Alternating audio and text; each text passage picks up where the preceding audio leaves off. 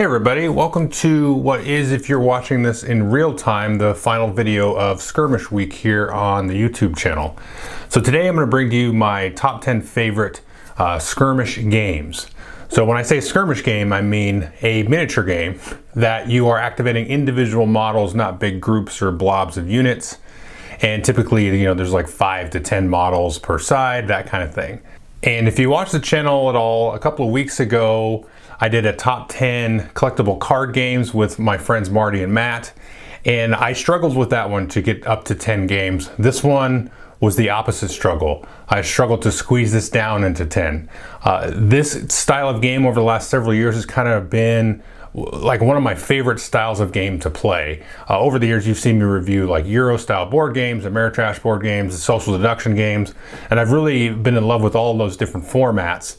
And this is another style of game that it's just immediately, if a new game comes out with this style, I'll immediately at least give it a look, if not gravitate towards it just a little bit. So this was a little bit more of a struggle for me to get it down to 10. And to get it down to 10, I found myself really kind of struggling in a battle between the mechanics of the game versus the narrative of the game and kind of the aesthetic of the game. If I really like the models and stuff, that will give me kind of a boost up my list, so to speak. And so when you look at this list, especially like the top 5, let's say, I can really interchange almost all of them, even going to the top 10. Like, it's a real kind of interchange there. It's all really kind of dependent on more of my gut and my mood and what I want to play at that moment. So the ranking of it, like the 1 through 10 part of it, to me is probably the least important part of this list, and the most important part is, of course, highlighting kind of these different styles of games and what kind of makes each of them special, which is why I would include them into the top 10. Now, I do want to throw out one quick honorable mention before we get into the top 10. I'll have some more at the end of the list, but nobody cares about honorable mentions really. But I wanted to bring up this one up front. This is the Funkoverse game from the Funko Pop company, as well as the Prospero Hall Design Group. This is probably the absolute best intro, gateway, whatever, into miniature games for absolute non-gamers, absolute non-miniature gamers, non-skirmish gamers. This is my particular favorite set here, the Game of Thrones set. I think it has the most interesting mechanics out of the sets that I've played. I've not played every single last Funkoverse edition of the game. I've played several of them. This is easily my favorite, the one that I've kept on the shelf. And I kind of gravitate towards the theme as well, which you'll see more of in the list.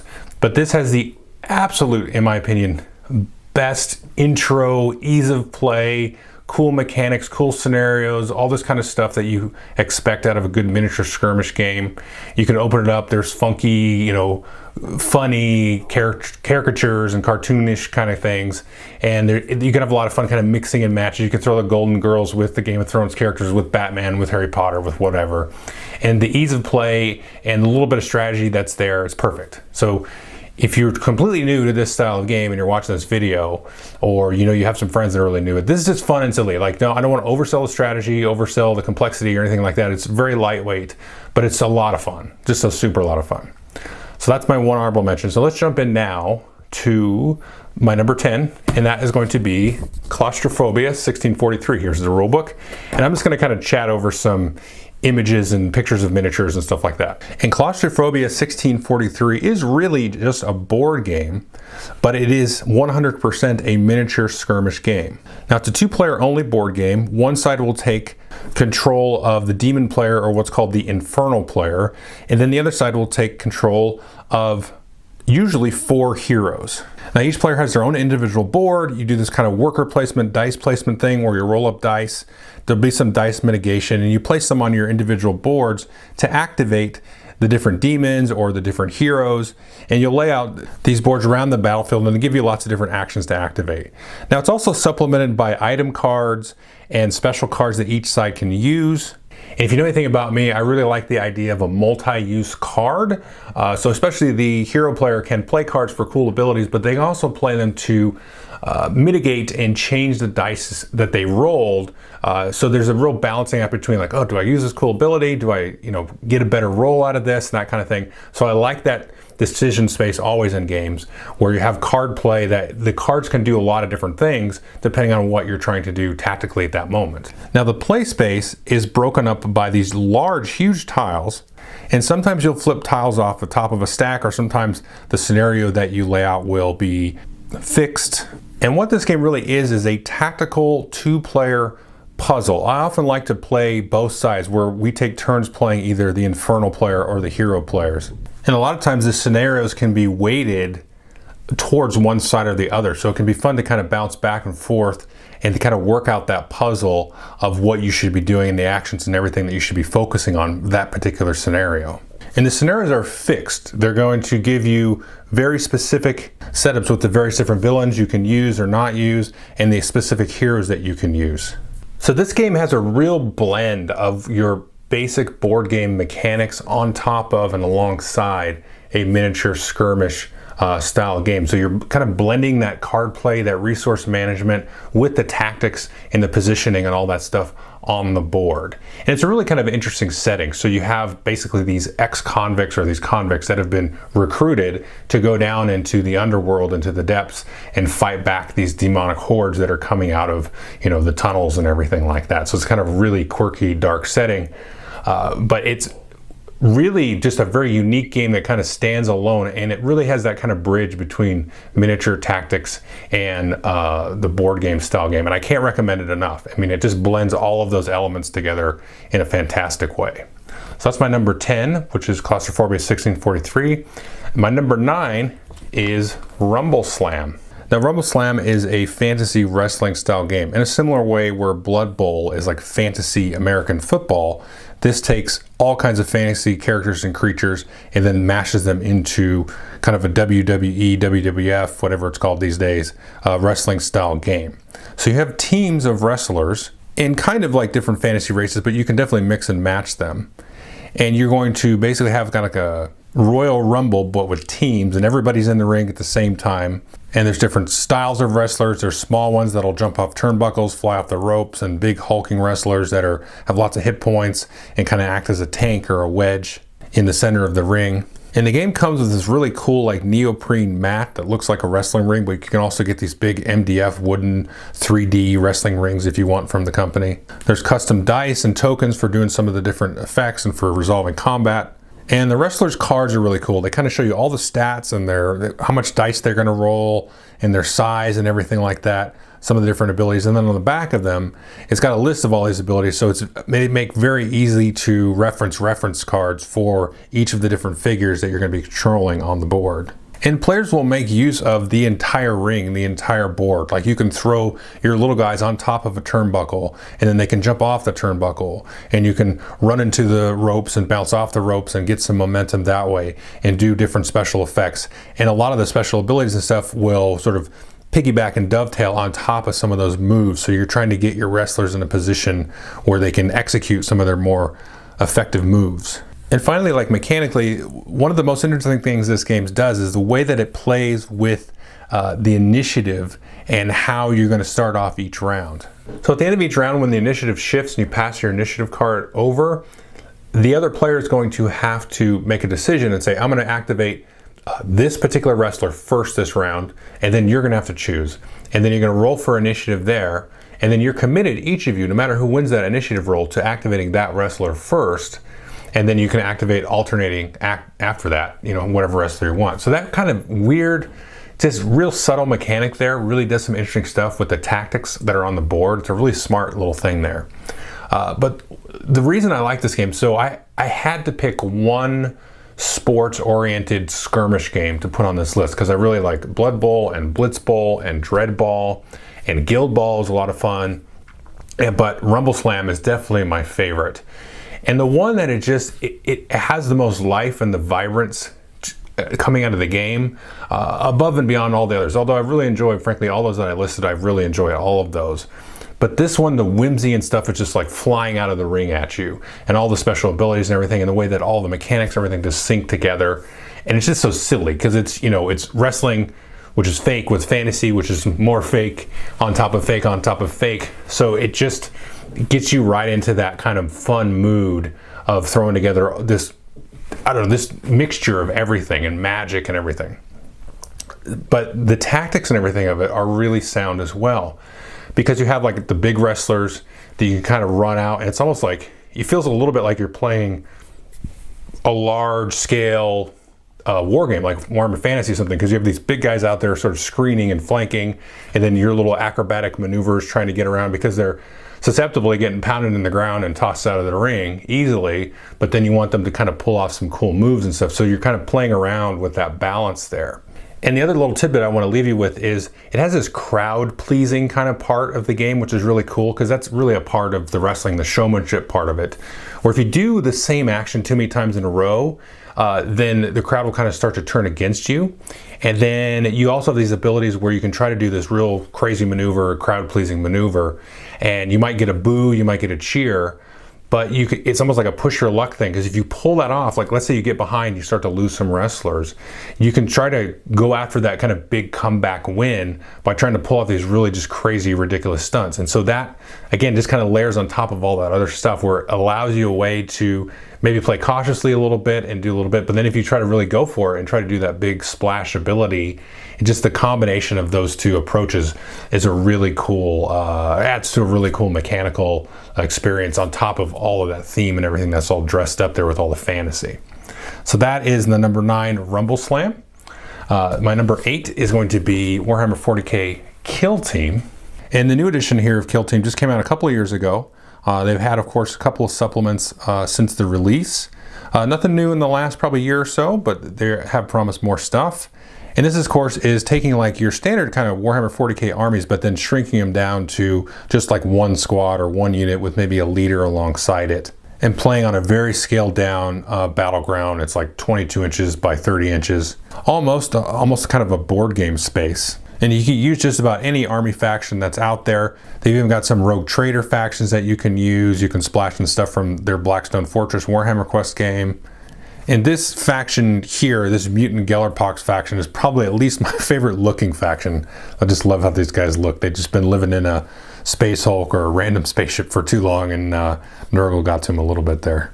So Kill Team is probably my favorite way to play competitive 40K. They've done a great job here of making it easy to set up, easy to balance, and really just jump right into competitive play. I mean, they've got the systems for building balanced scenarios with the terrain layouts and everything like that. If you can get some kill zone boxes and just get that, you'll get like dozens and dozens of setups and ways to set everything up. And it feels like it's the most balanced to me. My general sense of the community at large, you throw out the salty folks, it's definitely seems like it's one of the most balanced rule sets to come out in some time. Now, mechanically, it also does something which I really like, and it's just a little piece of genius, is, typically in a lot of the Warhammer games especially, you have this whole I go, you go. So I'll do all my stuff, I'll activate all my phases, my magic phase, my psychic phase, my run, charge, fight, shoot phase, and then you do all your stuff. Well, this is like a melding of that with the alternating activation. So if you think of most skirmish games, it's like I do a model, you do a model. Well, this is I'll do my whole movement phase, and then you'll do your whole movement phase. And then we'll alternate doing the shooting and then alternate doing the fighting. And that blend of those kind of two worlds just really, really works. And I wish there would be some other games like this. Maybe even, I in the back of my head, I was actually talking to the shop owner a long time ago, and we were like, maybe Warhammer 9th edition will do something like that, where you do all the movement and then all the shooting. And we weren't really sure if that would work. Obviously, it didn't do that. But I'd be curious to see what that would look like on a large scale. There's probably some other, tweaks and stuff you'd have to kind of round out the rough edges with. But it just really works because you have that long-term sort of strategic movement phase where you've got to kind of commit your troops this way and that way and get your positioning and your proximity to the enemy and the objectives and all that. And then you can kind of be more tactical in the shooting and then the fighting after that.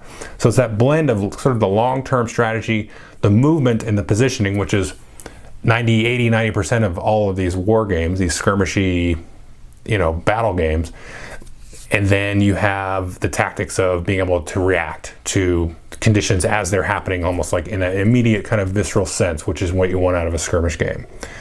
So that blending of that and the ease of setup is just a great way to just jump into kind of playing in that 40K universe, and it's just cheap to get into as well. You don't really need much other than like one box of miniatures, and then you're good to go, and you can play 3 dozen games with that box of miniatures.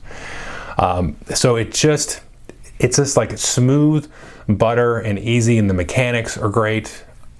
you've got all those stratagems and the command points and all that stuff that you can use, and the different faction special abilities. So it gives you a lot of kind of crunchy stuff to chew on as well. But the basic core mechanics, and like I said, that I go, you go mixed with alternating activations just makes it sing.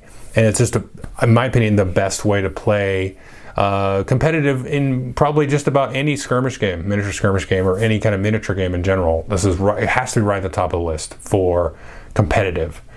Now, where it sort of kind of falls short, where I wish it would get a little bit more, is something to do with narrative. There is some narrative there that you can do some kind of campaigns, and it's there, but it's just kind of there. I think the system that's there for the campaign is good, but there's not really like a cohesive narrative to kind of ground it and structure it, in my opinion.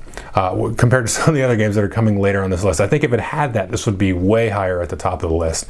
But again, if I want to play a quick competitive game, just kind of a one-off scenario, this is a great pick up and play style game.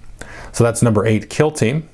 Now number 7 is going to be Gaslands here from Osprey Games. Now here you can see kind of the second edition rules for Gaslands, called Gaslands Refueled, and I definitely would recommend picking this up. I'm not even sure you can get first edition anymore. This is definitely just brings the game to the next level.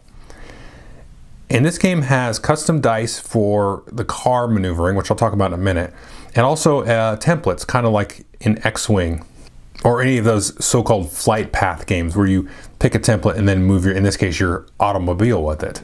And one thing to note about this is this does not allow pre-measuring. So as soon as your hand touches one of the templates, you have to use it, which is actually really cool because it just adds to the mayhem in the driving. And I'm just going to kind of scroll through some of the Hot Wheels that I've banged up and painted up and added weapons to as I talk a little bit about the game.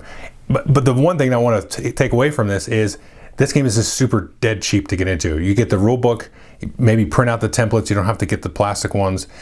And then you can go buy Hot Wheels for like a couple of bucks, less than 10 bucks, you can get a dozen of them if you can find them on sale. And then you can just do whatever you want to them. You don't have to actually touch the Hot Wheels either, because the rules and the configurability of the cars is so simple that you can say, well, this one has a machine gun on its head, and this one has, a ram in the front. And because if you play like a full like 50 can game or 50 point game, you're probably only going to end up with like 2 or 3 cars at most if you're playing like head-to-head 2-player.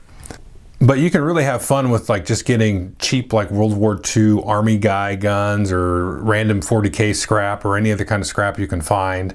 I will say that the Sons of Anarchy board game, which you can often find on discount, that has like the perfect size little pedestrians and motorcycle guys, which you can see I haven't painted up here, but I just grabbed a couple of them out of that game. And these are like the perfect scale to go with those Hot Wheel games if you wanted bikers and stuff like that. But some cars you don't have to touch. Like you can find, like this crazy Incredible Hulk Marvel car and a Punisher car and just say, okay, well, it has these stats. And obviously this Incredible Hulk car is just going to be a big ramming truck. And you can find other little cars and things like that for a couple of bucks, and it's really nothing to pick up and then find just funky shaped cars. It's just so much fun to go through and just kind of create your own little character, your own persona with these different cars. And you don't have to take a lot of effort in painting skill. You can just bang it up, throw dirt on it, glue dirt on it, all that stuff. Although I will never touch this Ford Falcon, of course. Even though this game has basically like Twisted Metal or like a Mad Max kind of thing where you've got cars with guns shooting each other, the game, I think rightly so, is really about the driving. And I've played games of this where the shooting doesn't really come into play, or it's very kind of onesie-twosie, but it's really about the driving and then controlling those slide dice or the driving dice. And trying to sort of push your luck and sort of trying to play with skidding out and sliding out and all this kind of stuff. And to me, this is the best sort of template movement game, like X-Wing and all those kind of style of game. This is by far and away the best style of game, because I typically don't, like you can see this video here, this is the miniature skirmish thing is 80% of the time going to be my favorite miniature style game, except for Warhammer Age of Sigmar, which is my favorite game. But I don't really like the big boat games where you're moving like rank and flank, ships or or like, you know, the old Warhammer Fantasy style battle games, like, or Rune Wars, that game, or like the Game of Thrones game. I don't really like moving those things around, and then terrain is sort of incidental. Like, terrain to me is a big part of this style of game in dealing with that. And so in this game, you have the template of moving thing, although in X-Wing sometimes terrain's important, but it kind of depends on the battle.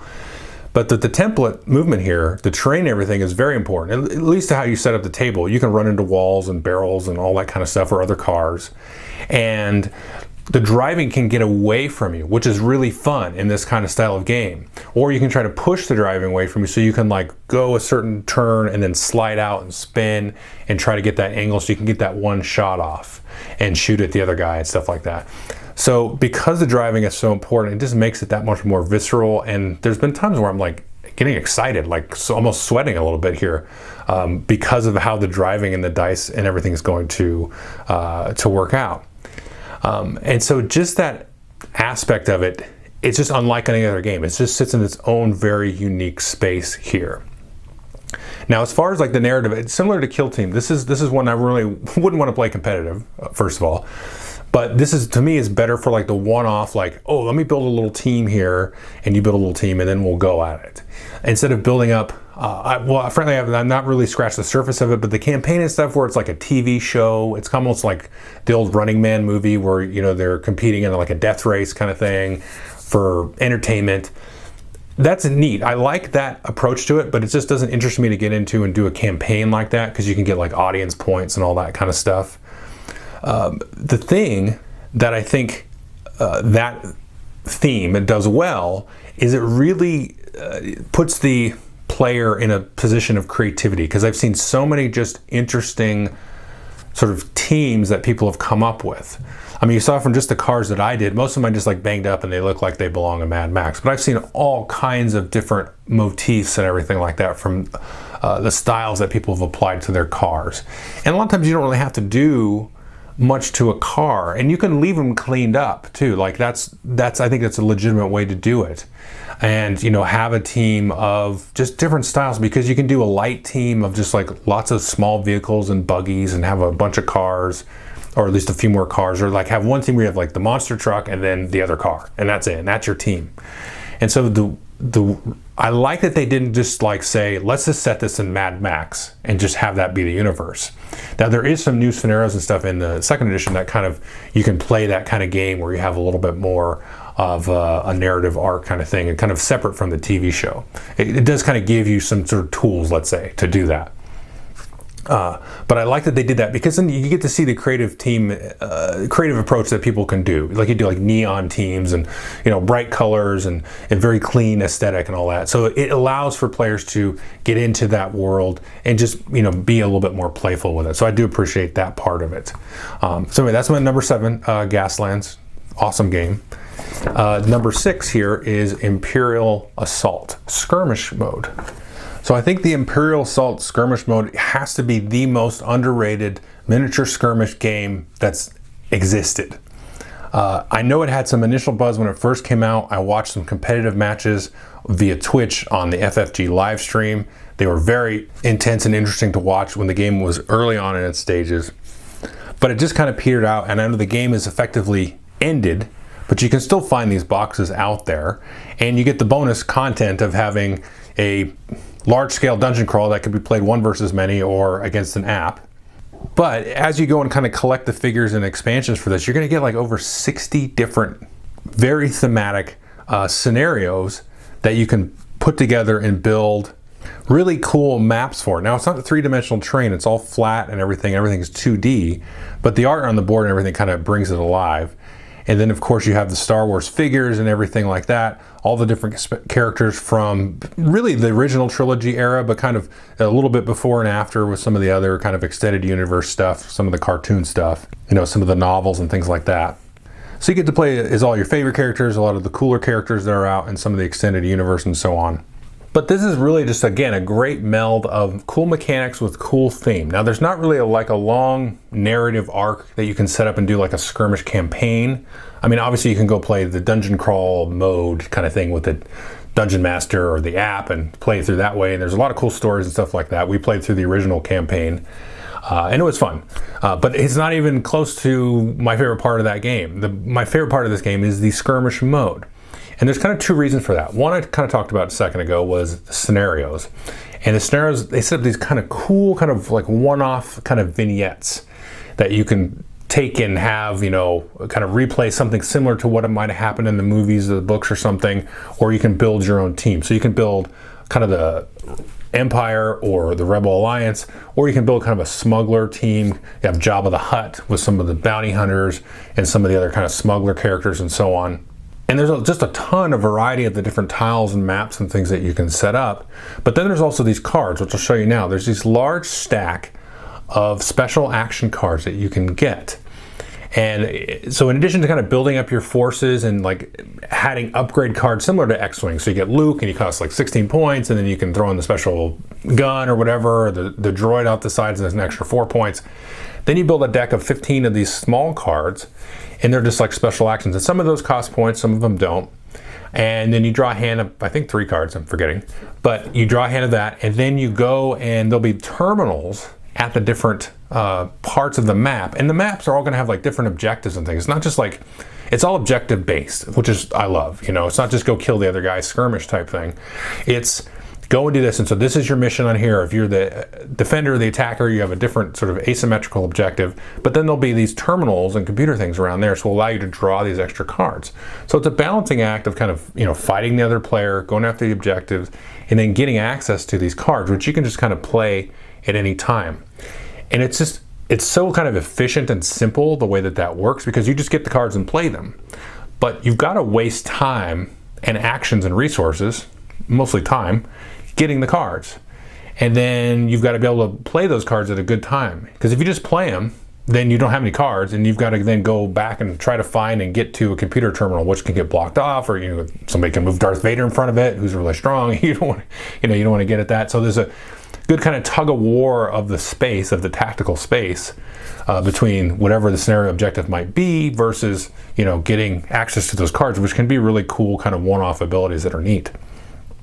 So just the whole balancing of that, and it's got that Star Wars feel to it, which is what I like. It's got the characters in there, and you can set up these kind of what if scenarios, like let's say Luke and Han are breaking in here and they've got some kind of random rebel troopers with them, and then, oh my gosh, there's the Emperor, you know, inside of there, and then Jabba the Hutt shows up or whatever, you know. So you can kind of play with those cool, fun characters.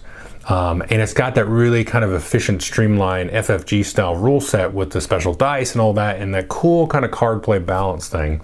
And I really can't recommend this one enough. It's just so much fun. And just to get those characters and play with them and set it up. And you get this other cool bonus content. So like if you don't have this game already, then you could, if you wanted to really get it and try it for the skirmish game, you're going to have all this other stuff you can do with those components and things like that. And I will talk a little bit more about sharing components across these games in a minute, but because there's an interesting thing with this game as well. Anyway, so that's my number 6, Imperial Assault. And number 5 here, another Games Workshop game, second one on here, is Warhammer Age of Sigmar Warcry. So Warcry, you might say, is kind of the Age of Sigmar answer to Kill Team. So this is the skirmish game kind of paired with the larger battle Age of Sigmar game. There's been a couple of supplements that came out about a year ago, and these supplements add cool narrative stuff as well as some other kind of quests and things like that for your campaigns. Now you can use some of the figures that are meant for Warcry. So there's a lot of chaos factions that you can use. Like here's the Iron Golems, here's the Untamed Beast. These come in the original starter set, and there's like 4 or 5 others as well. But you can also splash in figures from your main armies. Here's a couple of Flesh Eater Quartz guys that I've used, as well as here's some Iron Jaws characters, which I've also used, which are a lot of fun. Although they're really slow, but they hit really hard. And so that's a neat difference between this and Kill Team. So Kill Team is just all 40k armies, and then Sigmar, though, is like specialized individual characters and models for this particular setting and time place, which is neat because you can play it almost like a Necromunda type of game, which you might see later. Or, sorry for the spoiler, and then you can throw them together with the Age of Sigmar factions. Now, competitively, I will say it seems across the board that all the Age of Sigmar factions will just absolutely demolish all the original ones. But to me, it's kind of like the same rule set for 2 games, because you should play, in my opinion, you should play either with the army factions like Stormcast and Idanet Thikem and all these armies. Play with them, but don't mix them when you play with the factions that are, you can actually include in your Slaves to Darkness army, I should say. But I wouldn't mix those two. I think it's kind of two different style of games. I played basically in 2 tournaments of this, and one was with, kind of mixed them, and then that didn't really work out. But whenever we played it where it was, I think in that I was playing the, I'm having a brain fart, like the Snake people. Gosh, I can't remember.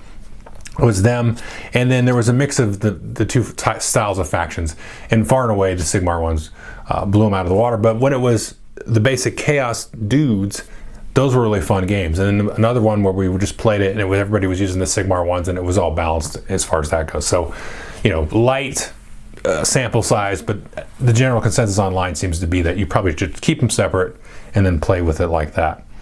But it's kind of neat because you can kind of play 2 games with the same system and have 2 different narratives if you want. Now, speaking of the narrative, the thing that I like at what this does that Kill Team doesn't is the way that you do a campaign is so different. I've never seen another game do this where each player is on their own campaign. So you have your own quest, your own sort of path to glory, so to speak. And so we're going to intersect and we're going to fight because this is basically you're fighting in the outside the Ever-Chosen's domain. You're fighting in sort of right around the All Gates, and so there's just nuts. There's no civilization or anything here. So no matter who you are, Stormcast, Untamed Beast, whatever, you have a specific goal on your way, but you're just guaranteed to run into somebody that wants to beat you up, and vice versa. So you all have your own little path, and you can just play random games. You could do a campaign with like 12 people, and everybody could be at different parts of the campaign and still be playing with each other. And so if somebody goes and kind of completes their overall objective, then you can kind of just reboot that, and they can keep playing in the same campaign. They'll start off with a little bit of a bonus, but it will like reset them back, and they'll be able to keep like a couple of artifacts. So it could be this kind of never-ending kind of progression league kind of thing, but without any kind of real overall winner necessarily. You just, I mean, it sounds like a lot of like a participation trophy kind of thing, but I think that's okay. But depending on what your environment is, like what your needs are of all the players and who can get together and play when, like this will be able to satisfy a lot of varying different types of groups. Now, you don't have to play that way. You don't have to play the participation trophy way. You could just have 4 of your friends and you play, you know, every week, and you play for like a month and a half, and then the winner's the winner. This will still support that as well.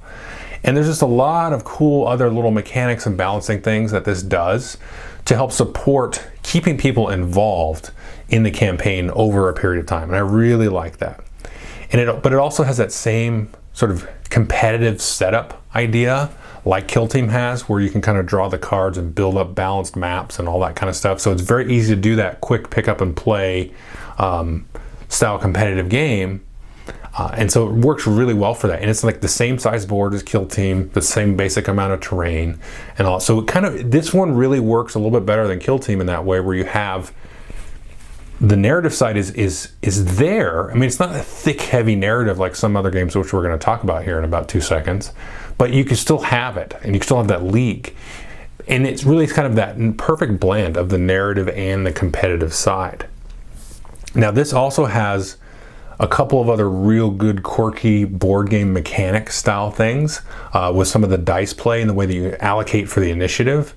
That's just really cool, and the way special abilities are baked into that sort of initiative dice roll every round. That's awesome. And then there's one other mechanical thing which I want to leave you with is when you set up for your day of playing or your scenario that you're going to play, before you know what the scenario is, you have to group your team into a dagger group, a shield group, and then a hammer group. And so based on how the scenario goes, you might be deploying your shield group first, and then your dagger group doesn't come in until the 3rd round, or vice versa. So mix it up. So what it causes you to do is sort of break your team up in a well-rounded way. Because you're going to have some, because the model count's so small, there are going to be some characters in this that are just way better than the little peon characters. And so it makes you make a good decision, because if you put out, you know, let's say your leader character who's just a badass, and you put him out all by himself, and then he gets jumped, and then the rest of your army is going to fall apart because you're counting on his special abilities or just him to provide some cover or some, provide the big target that everybody's going to go after while your other guys do their work. So you have to really be careful about how you sort of set up your team, and that's just a really cool little nugget there in terms of making a smart warband and stuff, and not making it so that somebody can just set up like this purely optimal build and just always win with that build, because they're going to they're able to predict that order. So it makes you build a little bit more well-rounded, balanced warband.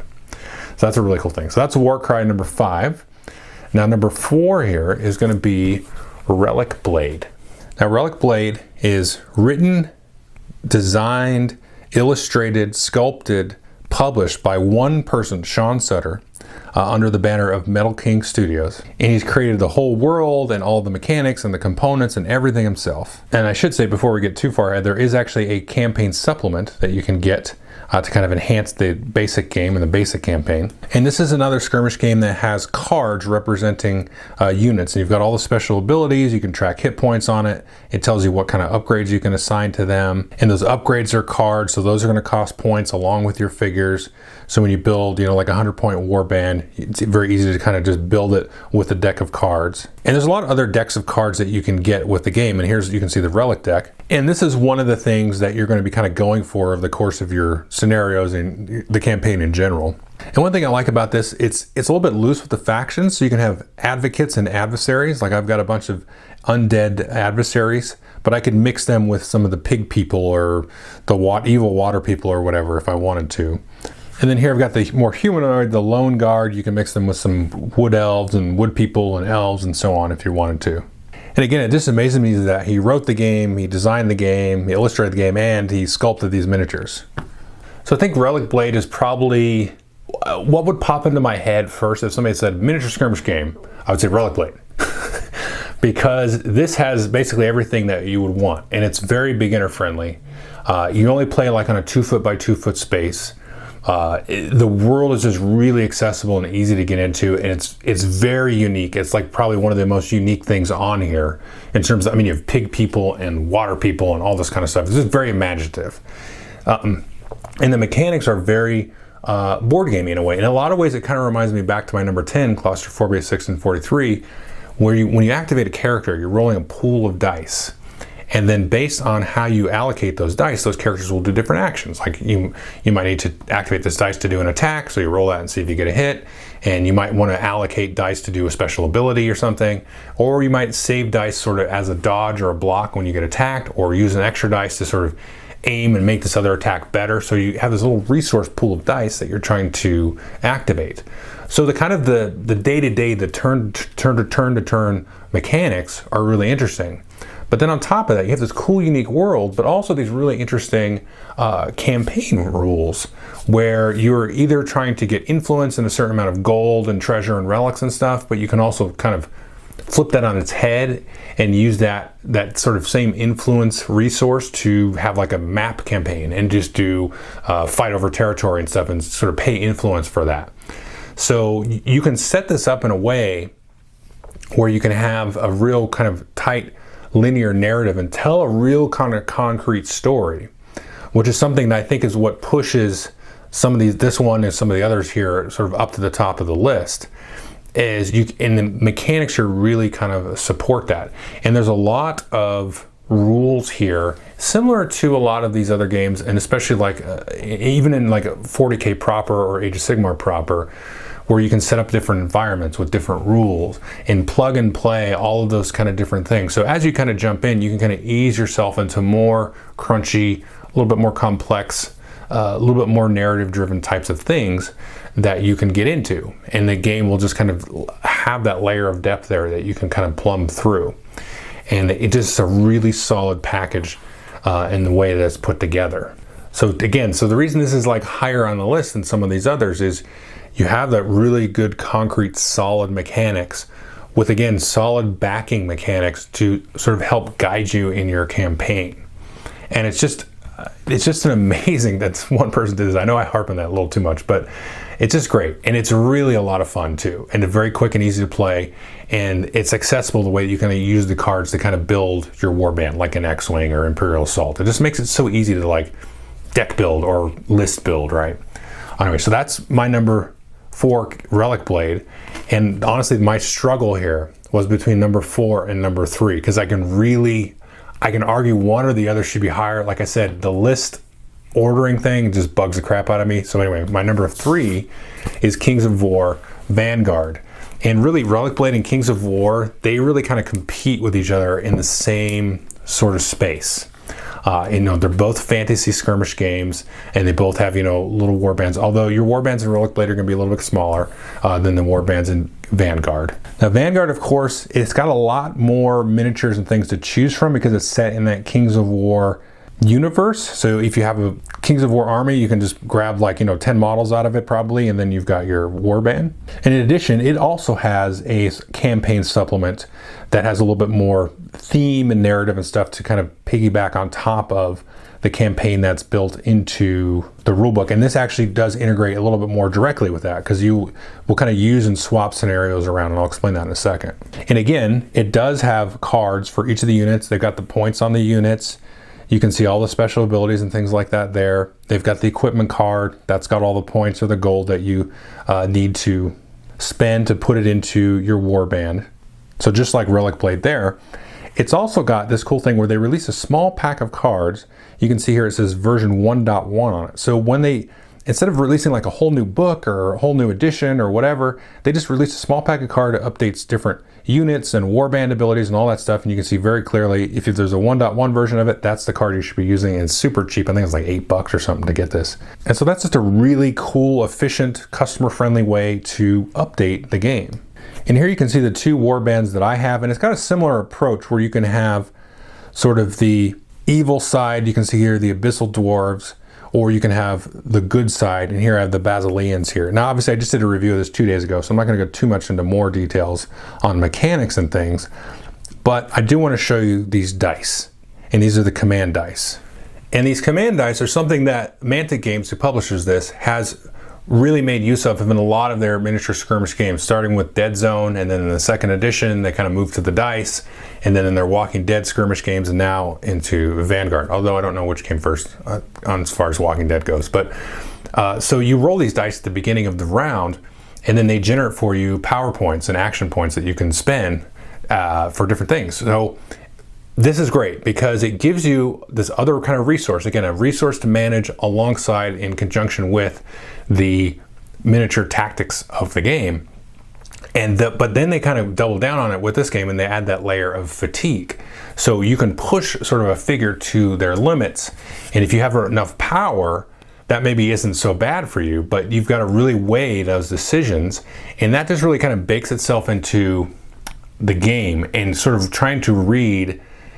I want to say it's chess-like, but it's almost more Yomi-like, where you're trying to guess at what the other player might use that power for. So being kind of the first to pull the trigger to spend the power is a real interesting kind of juggling act between the 2 players. Because I'm going to try to rush this guy over there, or they're alone. Do I have enough power to bring him back, or have them do extra dice in their attack? Or you can use the power for all these different things. Again, I talked about in the review just a couple days ago. But that juggling of act of power, and when to save it, when to keep it, as I kind of played the game more, I kind of learned that, sometimes in the first couple of games, the first round, people just kind of ignore power, but I don't think you should, because there's a lot of cool stuff you can do with it sometimes. It kind of depends on the scenario too. But that sort of cool mechanic there, it's very cool and different. And so I think it's really kind of the latest refinement of that sort of general principle that comes out of a lot of the Mantic games, a lot of their skirmish games. It's really kind of doubled down. And a lot of the character special abilities, for example, will use power. So there's a lot of things kind of tugging at this power resource you've got to really juggle. And then again, layer that on top of the tactics. Now, as far as the narrative and the mechanics goes, a lot like Relic Blade, it has really good solid rules for carrying your battles through a campaign. And it gives you really more, in this case, more of like a toolkit or a tool set to mix and match the scenarios. And it's probably even a little bit more narratively leaning than Relic Blade. Where Relic Blade, you can kind of weave that narrative in, and they can have a winner of a campaign and stuff like that. But this is more like set this scenario up, set these branching trees up, and they have specific rules for 2, 3, and 4 player campaign. So it is kind of fixed at a maximum of a 4-player campaign, but really you're going to get 6 people together, especially these days, to do a campaign and stick with it. 4 is like the upper limit. But they give you kind of these different approaches and say, okay, well, set this scenario up. And then you can say, we're trying to defend this particular outpost, or you have this relic we're trying to take, or we're both trying to go to this, far off land and both try to achieve this relic or this point. So it gives you kind of an idea to build out and use all the different scenarios. And then you can build to an eventual winner and have branches and say, well, if you get down, 3 games in and then this person wins, then you can go down this path. So it gives you the tools for doing all that stuff. And it's very, it's got that eye towards narrative, which is what I really, really like. And it's got all that kind of other stuff that you would expect with like injuries and, ranking up characters and all that kind of stuff. So I guess that's why I give it a little bit of the edge, because it's kind of in the same ballpark as Relic Blade, but really it's kind of more of a mood thing, honestly. But anyway, that's my number 2, Kings of War Vanguard. Definitely check out the review of that. Of course, I'll have links to all the reviews of all these things that I've done over the last couple of years. But anyway, number 2 here is Necromunda. And this is, of course, the new edition of Necromunda. And I promise this is the last Games Workshop game on here. This is the 3rd one. So there's been 2 editions of Necromunda. Never played the original. Absolutely love this one. They've kind of got their act together with the way the rule books are coming out. So there's a lot of supplements. There's actually way more supplements than you can see here. But they had this really wonky release schedule, which I don't want to get into that, but it wasn't good. Now they've kind of got it under control, which makes a lot more sense. It's almost like they release codexes for the different war bands. So if you have a war band and you just want that one book, you can just get that. And of course the rule book and stuff. And I've got a few different gangs here. I'll just show you some pictures while I talk about the game. But Necromunda is a different approach to the narrative than the last 2 games that I talked about. It's really got like an absolute overload of narrative compared to just any game, even the next game on the list. There's just so much to it that I think it's really, like I said, we've really kind of tweaked how they approach the rules supplements, because it's really more, it's right on that edge of an actual RPG. It's just it's out of any game, it's right on that bleeding edge of RPG and miniature skirmish tactical game. Each of these books, or these codexes, as I like to call them, they have so much for each of the different factions in the gangs, not just new abilities and all that stuff, but like different bases and different little plot lines and quest lines and things like that that they can go on. And there's even rules for like special mercenaries. There's all kinds of background for them that you can bring in for a game and let go. And you can even have like little weird one-off gangs and all that kind of stuff. But the game really is asking players to set up a campaign and set up a story arc and set up a plot line for them to kind of go through. And that's done in this case by what's called the Arbiter role. So he or she's going to act as the dungeon master. So if I had to say anything about this game, this is absolutely not the beginner game. This would be the last game that you should get into out of all of this list, unless, obviously if you're into this kind of thing already, or you're just absolutely drawn to the theme and everything. Because there's so much going on beyond the skirmish and the tactical side. I mean, the battles themselves in a way are almost secondary to the rest of it.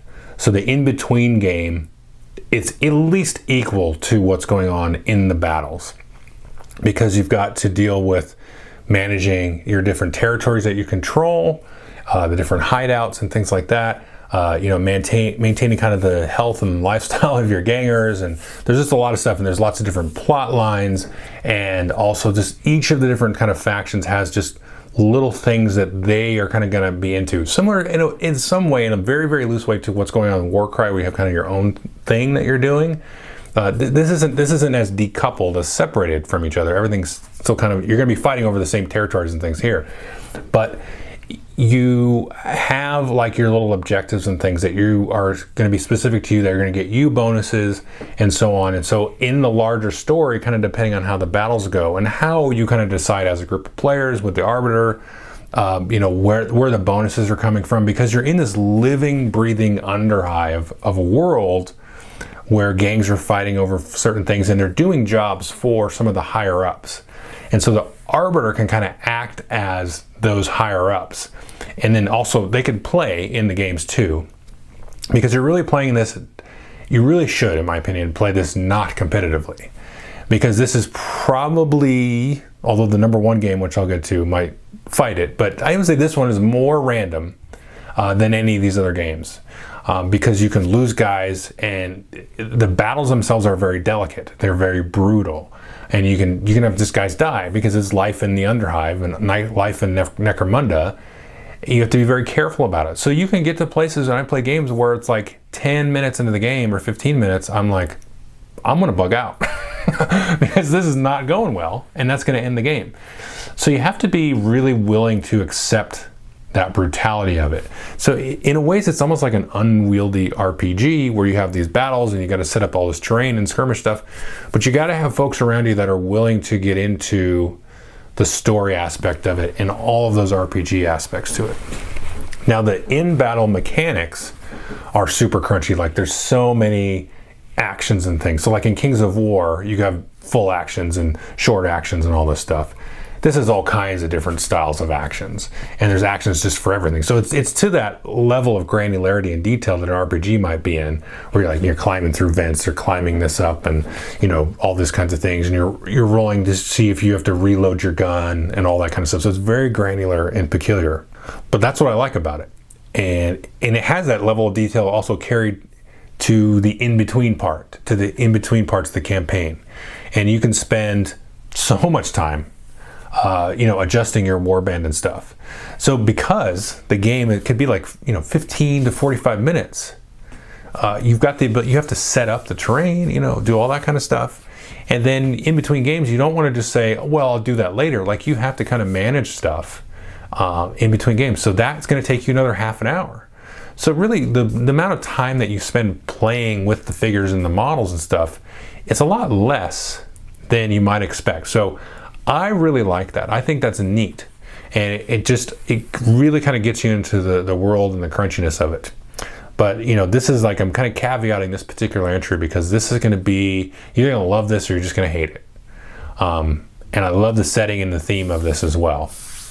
Because it's like 40K, but it's like real people, not, giant, roided out super soldiers and space elves. You know what I mean? So obviously I still like that because I have Kill Team on this list, but this is neat. This is very just, it's just regular people that are still have their own little quirky, stereotypical kind of personalities and stuff like that. But anyway, I definitely recommend people look at Necromunda. But yeah, it is a bear, it is brutal, but I think to me it's very rewarding in the way that it'll come across. So anyway, that's number 2, Necromunda. So we're gonna get to the last one here. This is gonna be probably not surprised, but Frostgrave from Osprey Games. This is the 2nd edition one. I just dropped a video yesterday about the changes from 1st to 2nd edition. And similar to Relic Blade, Frostgrave has a very unique setting where there's a frozen city that's sort of thawing a little bit, and all of these wizards are making this mad kind of gold rush to uncover magical artifacts and new spells and everything like that. So you're a wizard leading a warband of just these scumbuckets to help you kind of get your riches and get your magical powers more advanced. Now there is an alternate sort of universe thing set in sort of a different setting. Frostgrave Ghost Archipelago. I have all these, never played it, but it's neat. Some of the 2nd edition stuff has incorporated some of the new mechanics from Ghost Archipelago. But these supplements here are all backwards compatible with the 2nd edition. So if you got into it and had some of the expansions, you're fine if you pick up the new 2nd edition book, which is great. There's even like a Frostgrave magazine called Spellcaster. You can get all this kind of stuff to it. But really the heart of the game is your warband and is your wizard and apprentice. So everybody else is you can kind of take or leave. Unlike other games where you kind of focus on the warband as a whole, you're focused just really on your wizard and by proxy your apprentice. Everybody else you're just kind of hiring. They're like just tools in the toolkit. It's really a single character, single player kind of focus there. All those soldiers and mercenaries and hired folks are just going to kind of come and go. Although I should say some are more special than others, especially with the second edition rules. So, you might keep some around, but I wouldn't get too attached to them. Now, the other characters involved are going to be kind of like the wandering monsters. And so a lot of times in Frostgrave, you'll have monsters either pop up through the scenario, or as you kind of go through and randomly the game will generate monsters for you. And these just kind of add life and just make the game even more fun. Now, Relic Blade and Warcry also do this. But this was the first game that I played that had this, and this is just something I absolutely love, when like a giant demon or troll shows up, because you're in the ruins of this lost frozen city, and you're like, oh, we woke up the troll, now we have to deal with that. It just adds this cool kind of fun factor to the games. And speaking of fun, it's worth noting that this is a D20 system. All of these other games are all usually a D6, or there's custom dice, or even a D8 system. This one is a full-on D20 game system. And I love this about the game. I love the D20. Now, a lot of people, again, a kind of a caveat here, are going to not like that, because it's obviously going to be more random than, rolling like 5 D6s and then like allocating dice, you know what I mean? So this is going to be a little more random, a little bit more D&D crazy feel to it. But I like that about it, because it's going to, and this just time and again, this just vomits narrative at me off the table because of the D20. Because one time my wizard died, we got knocked out in the game anyway, because he just fizzled every time he tried to heal himself. Because it can explode and do damage if you fail too much, because he just was possessed or something, or the demon was too close to him in that game. That was sort of the narrative that sort of emerged out of that, and he just he just jacked up his spell casting, and then he got blown away by it. So stuff like that is gonna happen all the time, and you got to be ready for that and willing for that to happen. But I love that about the game, because it's one of those games where you have to kind of let go of winning. And same with Necromunda, but especially with this game as well. You have to kind of let go of winning and let the kind of narrative and everything go through, do what it's going to do. Because it really, again, it shouldn't be played to win or win the campaign. It should be played in such a way to get together with your friends and play through a story and see what happened, right? And see who sort of, if you want to play the whole transcendence thing, where you get to level 20, and then you get the transcendence spell and you go to the next dimension or whatever, or with any of those supplements, kind of playing through a very strict kind of hard narrative grounded campaign, then you can do that, and you'll have the stories to tell you. That's what the game is about. So again, it's that kind of bleeding edge between the RPG and the miniature tactical skirmish game. Now, I think this even leans a little bit away from the RPG side, as opposed to Necromunda, which is a little bit harder that way. But I think that's a good thing in this case, because this is definitely among the most simplest and efficient rule sets out of any of these on this list. It is just such a breeze to play. Like I said earlier, there'll be reviews for all these in the links below, so if you want some more precise details about the mechanics. But it's so easy to do. You just move and roll your d20 if you're going to attack, fight, or cast a spell. That's it. I mean, it's just moving in a d20. But there's just so much cool stuff that's going to happen, over the course of a game, that just makes it so much fun. And the in-game, bookkeeping part, which is heavy in Necromunda, is not that heavy here. I mean, it's just the perfect amount. It's right at Kings of War, Vanguard is kind of the same idea here. Relic Blade a little bit too, and probably Warcry, I guess. But anyway, so this is, to me though, has the perfect amount of in-between game bookkeeping. It's just enough to be interesting and cool. Ooh, what treasure did you find? Oh, that's neat. Did this person die? What's their injury? Just enough of that to kind of get you into it, and work it out in such a way, again, because the other characters besides your wizard aren't really that important. You don't have to have a headache of managing, this one here, this one there, okay. How about no, you're fired or you're dead. And then we're going to get some new folks. And the second edition really makes it even better, I think. So to me, it's just that perfect balance across the board of streamlinedness, of crunchiness, of detail, of, abstraction. It just blends all of that stuff really well. And it really leans in just far enough into the narrative to set up cool scenarios and things for you. But it also allows the narrative to emerge enough. And I think I almost want to say it's just because it's a D20, not just because. Obviously, there's a lot of other decisions that were made, but it really lends itself to that. So it just has that perfect equilibrium of game magic, right? That will sort of breathe out or vomit out all of that narrative and that theme for you. So it's that perfect balancing act of all that stuff. Anyway, so that's that. So so you know, so now we're gonna, that's my top 10 all the way through. A couple honorable mentions, which I said I would mention. I'll talk about it quickly about some other games, like why is that not on there? Well, I'll explain. Maybe because I haven't played it, but it's kind of the sister game to Frostgrave here is Rangers of Shadow Deep, which is a lot like Frostgrave, but it's a solo co-op Frostgrave, and it's not heavy on magic. It's more heavy on, it's probably more like D&D than Frostgrave is, because you got skills and like acrobatics checks and all that kind of stuff. This game I didn't want to put it in there because it's a skirmish game. It's a solo co-op skirmish game, and this is I like this actually more than Frostgrave, but just because I had a chance to play it a lot more because I just could just play it by myself. But definitely just wanted to mention that. But I was trying to do, you know, the traditional 1 versus 1 skirmish stuff. So I wanted to mention Rangers of Shadow Deep. Awesome. There's lots of supplements for that too. And then as well, I'm going to show you here just a couple of books here. And I'll throw pictures up so you can see them in detail. There's some of them that you can see here from Osprey Games. And these are Reality's Edge, Scrappers, and Zona Alpha. And then there's a couple here not from Osprey. This Is Not a Test and Star Breach.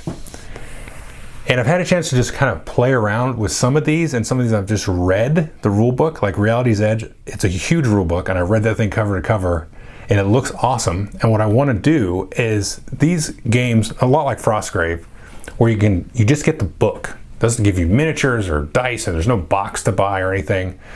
But you can take your figures from anywhere and mix and match them and play what you want. So for example, Reality's Edge, I could see that being played on Coruscant in the Star Wars universe, because there's this like weird, like cyberpunk special powers, like a Shadowrun kind of vibe to it, and you can almost like turn that into Jedi powers, and so you can mix Star Wars characters with Necromunda characters and that kind of stuff, or like Scrappers, which is really like a reimagined Necromunda rule set with D10s instead of D6s. Star Breach, This Is Not a Test. So you can take figures from all these games that I've just talked about, mostly sci-fi games, and throw them in, and you've got this like reusable game component that you can just get a book for 15, 30 bucks or whatever and replay them. So these are just nice to have extra things. I just wanted to kind of give an honorable mention to that, because Osprey specifically, you can go dig in and find other games, other fantasy games, and then use those miniatures that you got for Frostgrave and stuff, and just have just a cool system and a cool toolbox of stuff to just dive into with you and some friends. I just wanted to kind of make a shout out there. Now there's a couple other games I want to mention, just as an honorable mention. Malifaux is a game that I know people will make comment on. I know I'm going to get comments because not everybody's going to watch to this point in the video. But Malifaux is a great game. I really like it. Played it a couple times at a convention.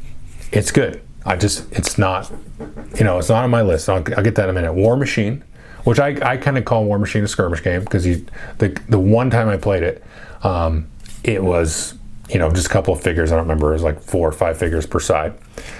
Guild Ball, which is now dead, which sucks, but I actually prefer that to War Machine, although I can see some of the reasoning they explained to why they killed the game off with how the rule set sort of evolved or devolved into a really boring tactical keep away game. I understand that. I can see that.